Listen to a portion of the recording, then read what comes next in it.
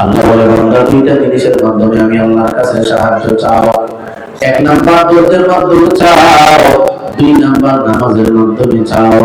আজকে আমরা মুসলমান ধৈর্য নাই, মুসলমান আমাদের নামাজ নাই, মুসলমানের সন্তান নামাজ পড়ে না, মুসলমানের বাবা নামাজ পড়ে না, মুসলমানের মেয়েটা নামাজ পড়ে না, মুসলমানের পুত্রবধূ নামাজ পড়ে না, বাবাও নামাজ পড়ে না, মেয়েও নামাজ পড়ে না, ছেলেও নামাজ পড়ে না, পুত্রবধূ নামাজ পড়ে না।